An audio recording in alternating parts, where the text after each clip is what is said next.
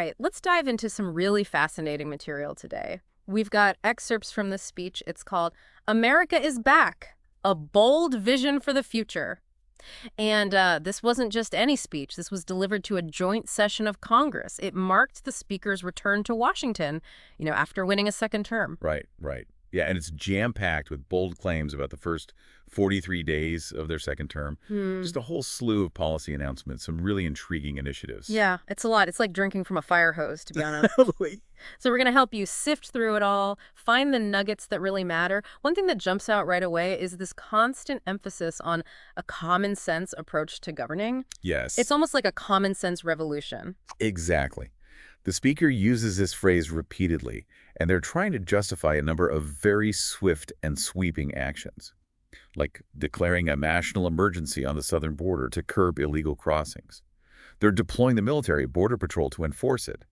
And they've also implemented immediate freezes on federal hiring, regulations, and foreign aid, all within those first 43 days. Wow, that's a lot to pack into such a short time frame. What kind of impact do you think these actions could have, especially in the long run? Well, it's pretty clear that the speaker's aiming to disrupt the status quo, assert their vision of how the government should operate. So these actions are likely to generate ripple effects throughout the political landscape and beyond. But the long-term consequences, both intended and unintended, those remain to be seen. Okay, let's move on to the economic agenda laid out in the speech.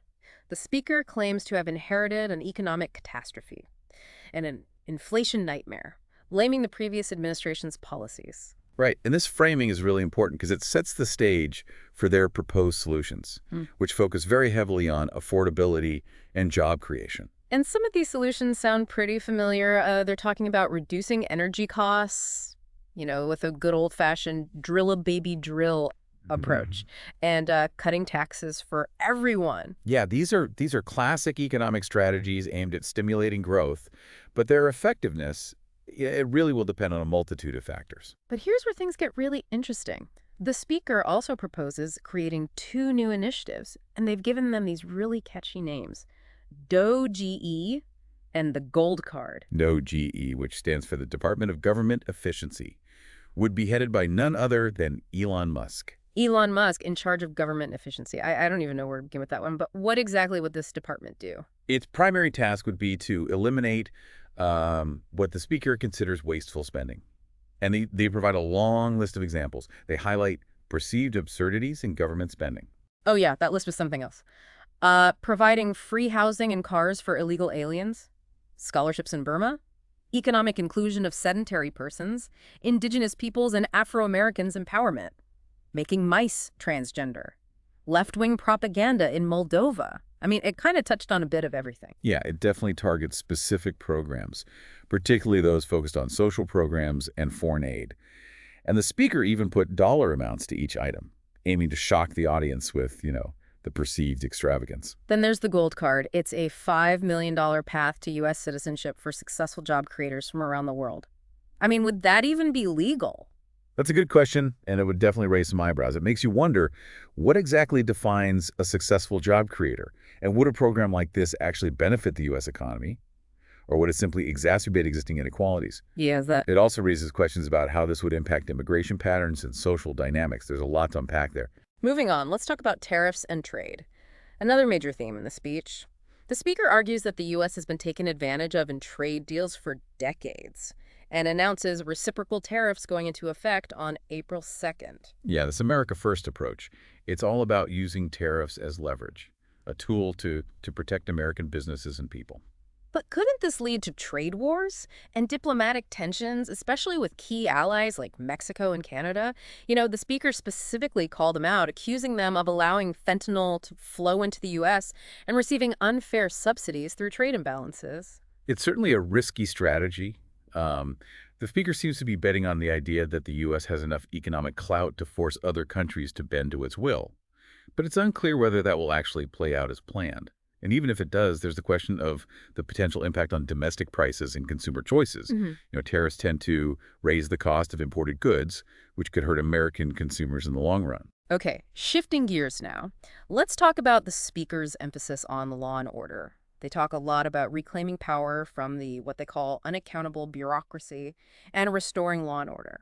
Yeah, this rhetoric really taps into uh, a very deep-seated desire for control and stability, particularly among those who feel that the government has become too powerful and unresponsive to the needs of everyday people. And this translates into some pretty specific calls to action.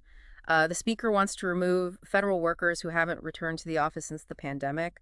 They also want to end what they call weaponized law enforcement against political opponents, Right. while simultaneously increasing support and protection for law enforcement officers. Yeah, it's a delicate balancing act. Mhm. On the one hand, there are legitimate concerns about government overreach and the potential for law enforcement to be used for political purposes. But on the other hand, there's also a need to ensure that law enforcement agencies have the resources and the authority they need to keep communities safe. And then there's this call for a new crime bill to deal with repeat offenders. That sounds familiar, doesn't it? It certainly echoes past crime bills, and those have always been controversial. You have to ask, will this lead to a decrease in crime? Or will it simply result in mass incarceration, particularly in marginalized communities? And what about the potential for racial profiling and other forms of discrimination?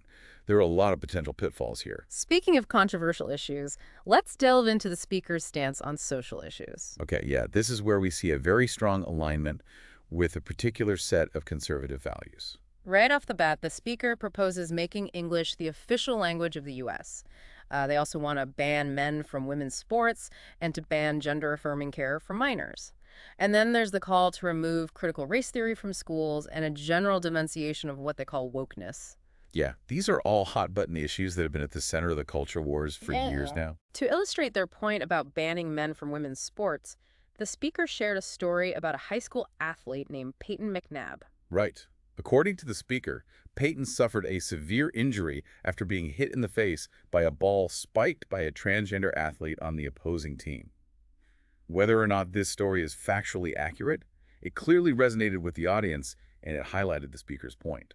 The speaker also tried to link the rejection of wokeness to improved military recruitment, suggesting that young people are tired of this ideology and are more likely to enlist if they feel the military reflects their values. Yeah, it's a strategic move to connect these social policies to national security concerns, appealing to both conservative and patriotic sentiments. And then there's the language used throughout the speech. The speaker repeatedly uses terms like liberation and draining the swamp to describe their agenda. Yeah, these phrases are really loaded with meaning and historical baggage.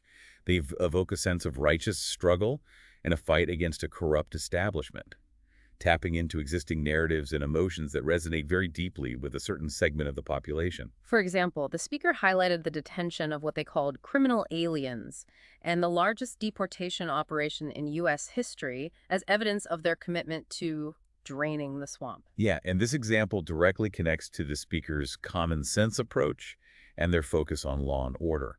But it also raises concerns about due process, the potential for human rights violations, and the targeting of specific groups based on their immigration status. Okay, let's move on to international relations. The speaker touched upon several key issues, starting with the previous administration's handling of the withdrawal from Afghanistan. Right, and this is where we see a blend of criticism of past actions and bold proposals for the future. They highlighted the recent apprehension of a terrorist responsible for the Abbey Gate bombing, contrasting their administration's supposed strength and effectiveness with the previous administration's perceived weakness on the world stage. It's a classic political strategy, using past failures to bolster your own credibility and legitimacy. Then there was this really interesting comment about the war in Ukraine. The speaker expressed a desire to end the conflict and touted their ability to negotiate peace, even mentioning receiving a letter from the Ukrainian president.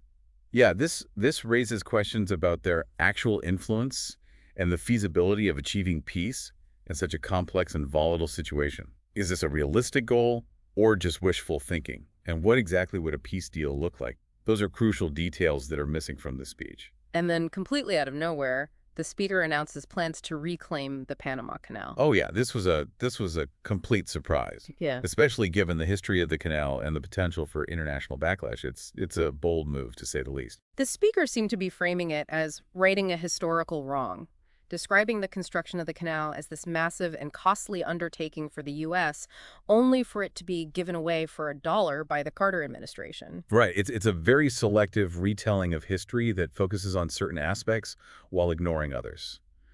playing on a sense of national pride and resentment. And if reclaiming the Panama Canal wasn't enough, they also expressed interest in acquiring Greenland, citing national and international security concerns. Yeah, this is another move that's very likely to generate significant resistance, both from Greenland itself and from the international community. It's hard to imagine how this would even be possible without triggering a major diplomatic crisis, Hmm. especially with Denmark, a NATO ally. Wow, it really does feel like a whirlwind tour of potential global flashpoints, doesn't it? It certainly does. These statements signal a potential shift in American foreign policy, with a very clear emphasis on asserting American dominance on the world stage. But it's unclear what the consequences of such a shift would be, both for the U.S. and for the rest of the world. And to wrap up this whirlwind of a speech, we come to the conclusion where the speaker lays out their vision for the future. Okay, yeah, this is where the rhetoric gets really soaring, full of promises of American greatness and dominance. They promise to lead humanity into space, plant the American flag on Mars and beyond, and create what they called the most thrilling days in the history of our country. Yeah, it's a grand vision that appeals to national pride and ambition, tapping into that very deeply ingrained American belief in progress and exceptionalism. But is it realistic? And even if it is, what would it cost to achieve? What other priorities might be sacrificed in pursuit of this vision? Those are questions we need to grapple with. I'm honestly still reeling from the sheer number and scope of the proposals in this speech. It's bold, ambitious, and a little overwhelming, to be honest. It definitely gives us a lot to unpack. What stands out to you as the most significant insight or question raised by this speech? Well, there's just so much to consider, but I think the overarching question is, how realistic is this vision? And what are the potential trade-offs? The speaker paints this picture of American dominance across multiple domains: economic, military, social, technological. But achieving such dominance, it rarely comes without a cost. So what sacrifices might be required, and who will ultimately bear the brunt of those sacrifices? Yeah, those are crucial questions to consider. This speech is like a roadmap, laying out a particular course for the future. But it's up to us to decide whether it's the path we want to follow. Okay, let's take a breath and digest all of this before we move on. In part two, we'll delve deeper into some of these proposals and explore the potential ramifications. We'll also consider alternative perspectives and challenge some of the assumptions baked into this vision. It's going to be a fascinating conversation. Stay tuned. All right, let's unpack some more of these proposals, especially when it comes to international relations. Reclaiming the Panama Canal and acquiring Greenland. I mean, those aren't just headlines. They'd be seismic shifts on the world stage. What do you think the global reaction would be? I think it's crucial to consider the historical context here. The Panama Canal, for example. It was a source of major tension between the U.S. and Panama for decades. And its eventual transfer to Panama, that was a huge symbol of their sovereignty. Yeah. So trying to undo that, it wouldn't just be a policy change. It would be seen as, well, frankly, hostile by many. So you're saying it could damage relationships not only with Panama, but with other Latin American countries, too. Maybe even destabilizing the whole region. Exactly. And then there's Greenland as part of the Kingdom of Denmark, a NATO ally. Yeah. So trying to acquire it, I mean, it could trigger a serious diplomatic crisis, wouldn't it? You'd think Denmark would put up a fight. And what about the people of Greenland themselves? They have their own culture and identity. It wouldn't be right to just impose such a huge change on them without their consent. Absolutely. Yeah. Self-determination is a fundamental principle. It seems like these proposals, while presented as strengthening American dominance, could backfire and actually lead to more global instability. It's almost like trying to force the world to fit a certain mold could end up breaking it instead. But let's shift gears for a moment. Let's think about the domestic implications. We've talked about the potential social and economic impacts.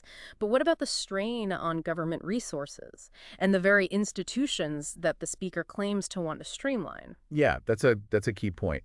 Implementing such a wide-ranging agenda, it would require immense resources, both financial and human. And it could also create bureaucratic bottlenecks, inefficiencies, Yeah. potentially undermining the very goal of streamlining government operations.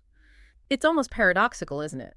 You want to reduce the size and scope of government, but to implement these huge changes, you'd likely need to expand it, at least temporarily. And we haven't even discussed the potential legal challenges and pushback from different groups. Absolutely, yeah. Many of these policies would likely face legal hurdles, and there would be strong opposition from civil liberties organizations, advocacy groups, and those directly affected. Think of the Gold Card proposal, for instance. Who decides what constitutes a successful job creator? Could this create a two-tiered immigration system favoring the wealthy? It seems this common sense revolution could spark a whole lot of unintended revolutions along the way. But what about the vision of leading humanity into space? Planting the American flag on Mars, it's an incredibly ambitious goal. Do you think it's feasible? It certainly taps into that human desire for exploration and discovery. Yeah. But uh, achieving such a feat, I mean, it would require massive investment, technological breakthroughs, and international collaboration. Hmm. And it raises the question of opportunity cost. What other priorities might be sacrificed in pursuit of this goal? And let's not forget the ethical implications. If we do colonize another planet, what rights and responsibilities would we have? It's a bit like the Wild West, but Mhm. on a cosmic scale. Exactly. As we venture further into space, we need to be thinking very deeply about the ethical and philosophical challenges that come with it. So this vision of space exploration, while exciting, it raises at least as many questions as it answers. What strikes me is the contrast in the speech between portraying America as under siege, from illegal immigration, woke ideology, unfair trade deals, and then this vision of American dominance and greatness. It's almost like two sides of the same coin. That's a great observation. The speech constructs a narrative of a nation facing existential threats, both internal and external, Yeah. and then it positions the speaker's agenda as the solution. Right. So it's a powerful narrative, and it clearly resonates with a segment of the population. But it's also a selective narrative. It focuses on certain issues while downplaying or ignoring others, and it relies on a particular interpretation of common sense that may not resonate with everyone. You're right. What seems like common sense to one person can seem absurd or even dangerous to another. Our perceptions are shaped by our values, beliefs, and experiences. So what's needed isn't a single definition of common sense, but a willingness to listen to different perspectives and to find common ground despite our differences. For example, the speaker talks about reclaiming power from the unaccountable bureaucracy.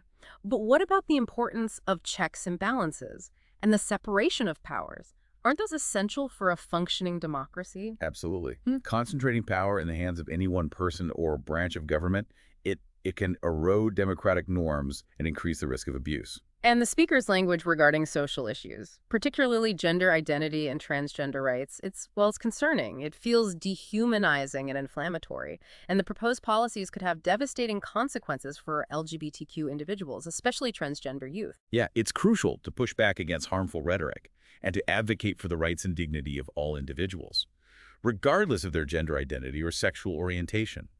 Restricting discussions of these issues in schools and other institutions, that's not the answer. Open and honest dialogue is essential for creating a more just and equitable society. It's like trying to silence a part of who someone is. That's never the way forward. But stepping back, do you think there's anything we can learn from this speech? Can we use it as a starting point for a more productive conversation?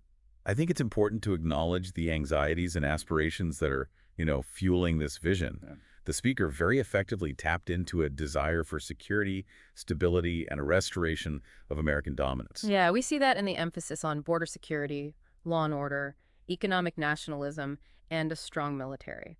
But maybe instead of simply reacting to those anxieties, we can address the underlying issues in a more nuanced and compassionate way. Exactly. For instance, instead of demonizing immigrants, we can have a very thoughtful discussion about immigration reform.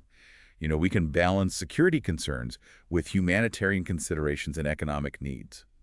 And when it comes to crime and law enforcement, we can explore alternative approaches to community safety, approaches that focus on prevention, rehabilitation, and addressing systemic inequalities. And what about the economic anxieties? The speaker promised tax cuts and protectionist trade policies, but those solutions, they often come with trade-offs. What do you think? I think we need to have an honest conversation about the distribution of wealth, the role of government in regulating the economy, and the potential consequences of protectionism. Are tariffs truly the best way to protect American jobs? Or do they ultimately harm consumers and stifle economic growth? Right, these are complex questions with no easy answers. But by engaging in thoughtful dialogue and considering a range of perspectives, we can find more effective and sustainable solutions. What about the speaker's call for American leadership in space exploration? Is that something we should embrace? It's certainly ambitious. But instead of viewing space exploration solely through a lens of national dominance, can we reframe it as an opportunity for international collaboration and scientific advancement? Imagine the possibilities if nations pooled their resources and expertise to tackle the challenges of space exploration together. That's a much more inspiring vision than a space race fueled by nationalistic competition. It's a reminder that we can achieve incredible things when we work together toward a common goal. Exactly. And speaking of working together, the speaker's call for a return to common sense highlights the need for respectful dialogue and a willingness to find common ground despite our differences. Instead of seeking to impose a single vision on everyone, we can create a society that values diversity, inclusivity, and the free exchange of ideas. That's a powerful message, but there's still so much to discuss. In part 3, we'll continue exploring these ideas and delve deeper into potential pathways forward. Yeah, we'll also examine some of the economic theories that seem to be underpinning the speaker's agenda. And we'll discuss the role of populism in shaping the current political landscape. Stay tuned for a thought-provoking conclusion to our deep dive. Okay, we've covered so much ground in this deep dive. From border security to space exploration, we've unpacked the speaker's vision for America. Now let's kind of shift gears a bit and talk about, what we can learn from all this, how we can navigate the challenges and opportunities that lie ahead. One of the things that really strikes me is how the speaker so effectively tapped into certain anxieties and aspirations that a lot of people feel.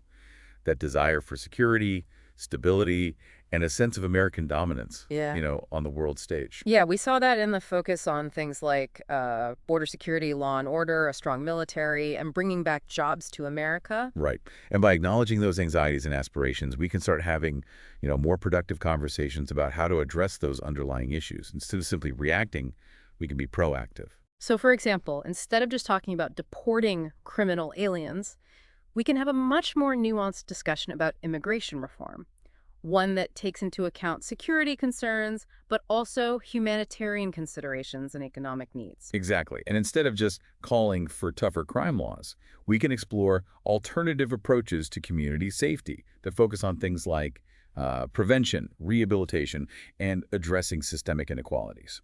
And speaking of the economy, the speaker's emphasis on tax cuts and protectionist trade policies, that reminded me of something we've heard before. It's like a blast from the past almost. So you're talking about supply-side economics, sometimes called trickle-down economics. The idea is that if you cut taxes for corporations and wealthy individuals, it'll stimulate economic growth, which will then benefit everyone else. Right, it's like that old saying, a rising tide lifts all boats. But does it really work that way? There seems to be a lot of debate about the effectiveness of this approach. There certainly is. Critics of supply-side economics argue that it often exacerbates income inequality, and it leads to larger budget deficits. And while tariffs can protect some domestic industries, they can also raise prices for consumers and lead to retaliatory tariffs from other countries. So it's not as simple as just cutting taxes and slapping tariffs on everything. There are, complex trade-offs to consider, and we need to be aware of those. Absolutely. And I think this speaks to a larger point about critical thinking. We can't just accept statements at face value. We need to question assumptions, seek out different perspectives, and think critically about the potential consequences of different policies. And that includes challenging our own biases and beliefs. Of course, we Yeah. all have our own preconceived notions and filters through which we see the world, but it's so important to be open to new information and different viewpoints. Now, one of the more concerning aspects of the speech was the attack on wokeness and the attempt to restrict conversations about race, gender, and sexuality in schools and other institutions. That's right. And the language used was often very divisive and dehumanizing. It created this false dichotomy between those who are woke and those who are supposedly common sense Americans. It almost felt like an attempt to silence certain voices and erase certain experiences. Exactly. And we need to push back against those attempts. Open and honest conversations about race, gender, and sexuality are absolutely essential for creating a more just and equitable society. Trying to suppress those conversations just perpetuates ignorance and prejudice. It's like trying to put a lid on a boiling pot. Eventually, it's going to explode. That's a great analogy. Now, shifting gears a bit, the speaker's call for American leadership in space exploration, that definitely resonated with a lot of people. There's something inspiring about pushing the boundaries of human knowledge and venturing into the unknown. Right. It's like that spirit of exploration and discovery that's always been a part of the American story. But instead of framing it as a competition, as a race to plant the flag on Mars, maybe we can think about it differently. Exactly. Instead of national dominance, what about international collaboration? Imagine what we could achieve if we pooled our resources and expertise as a global community. We could unlock incredible scientific breakthroughs, inspire future generations, and maybe even find solutions to some of the problems facing our planet. That's a much more hopeful and unifying vision, isn't it? It is, and it Yeah. speaks to our shared humanity and our common destiny as inhabitants of this planet. Now, thinking about the speaker's emphasis on common sense, it's worth remembering that what seems like common sense to one person may not seem that way to another. Our perspectives are shaped by our backgrounds, our experiences, our values. That's such an important point. And instead of trying to impose one definition of common sense on everyone, we need to be open to different viewpoints, different ways of seeing the world. And that means engaging in respectful dialogue, even when we disagree. It means listening to each other and trying to understand where the other person is coming from. And it means being willing to change our own minds when presented with new information or different perspective. That's what real leadership looks like, isn't it? It's not about dictating solutions, but about fostering a culture of dialogue, collaboration, and mutual respect. You know, it's interesting. While this speech painted this picture of a divided nation facing all these threats, it also unintentionally revealed a source of hope. The very fact that the speaker felt the need to articulate this vision so forcefully suggests that there's this growing awareness of the challenges we face and a desire for change. That's a great point. It's like saying, hey, we need to wake up and pay attention. Things aren't working the way they should be. And even if we don't agree with the speaker's solutions, that recognition of the problems, it is a starting point. Right. And instead of just reacting to the speaker's agenda, we can use this as an opportunity to articulate our own visions for a more just, equitable, and sustainable future. We can get involved in our communities, advocate for the policies we believe in, and work to create the world we want to see. So this deep dive hasn't just been about analyzing a speech, it's been about empowering ourselves to be active and engaged citizens. Exactly. It's been about reminding ourselves that we all have a role to play in shaping the future, and that the future isn't something that just happens to us, it's something we create together. Well said. This has been an incredible journey. Thanks for joining us on this deep dive into America is Back, a bold vision for the future. It's been a pleasure. And to our listeners, remember to stay informed, stay engaged, and stay hopeful. The challenges we face are significant, but so is our capacity for innovation, resilience, and progress. The future is ours to create.